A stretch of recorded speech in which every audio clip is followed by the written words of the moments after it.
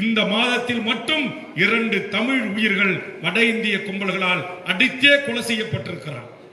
நான் கேட்கிறேன், இந்தியாவில் பெரிதொரு மாநிலத்தில், ஒரு பீகாரில், ஒரு உத்தரப்பிரதேசத்தில், ஒரு மத்திய பிரதேசத்தில், ஒரு ராஜஸ்தானில், ஒரு மராட்டியத்தில் ஒரே ஒரு தமிழன் அந்த மண்ணின் பூர்வீகுடி தேசிய இனங்களை கை நீட்டி அடித்ததாக ஒரே ஒரு செய்தி பரவினால் பல தமிழர்கள் உயிர் அங்கு போயிருக்கும்.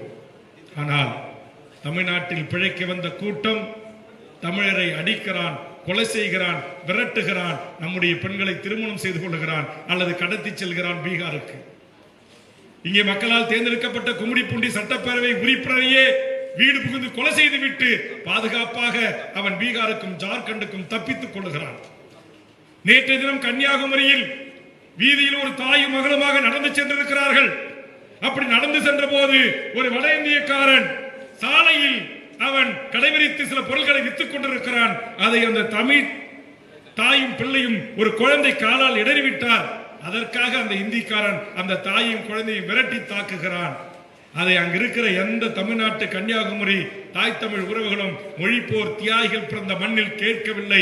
அதை தட்டி தமிழக வாழ்வுரிமை கட்சி கேட்டார்கள் என்பதற்காக மாவட்ட துணை செயலராக இருக்கிற என் தம்பி விஜயன் உள்ளிட்ட மூவர்கள் மீது இந்த அரசாங்கம், இந்த காவல்துறை இன்று வழக்கு பதிவு செய்திருக்கிறது என்று சொன்னால் நிலைமை எவ்வாறு இருக்கிறது என்பதை உணர்ந்து கொள்ளுங்கள். தமிழ்நாட்டில் எதற்காக ஒரிசா பவன், தமிழ்நாட்டில் எதற்காக பீகார் பவன், தமிழ்நாட்டில் எதற்காக அஸ்ஸாம் பவன், எதற்கு அந்த மாநிலத்தினுடைய ஐஏஎஸ் கேடர்கள், இங்கே மாணவர் சமூகங்கள் அமர்ந்திருக்கிறார்கள், இங்கே இளைய சமூகம் அமர்ந்திருக்கிறது.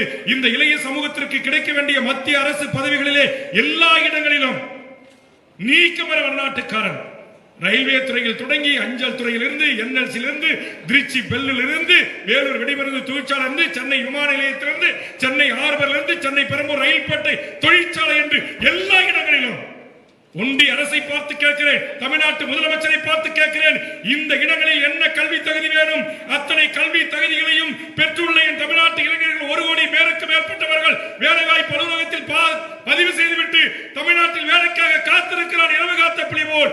அந்த தகுதியும் திறமையுள்ள இந்த மண்ணின் மக்களை அந்த வேலைக்கு எடு என்று போராடுகிற ஒரே இயக்கம் தமிழக வாழ்வுரிமை கட்சி.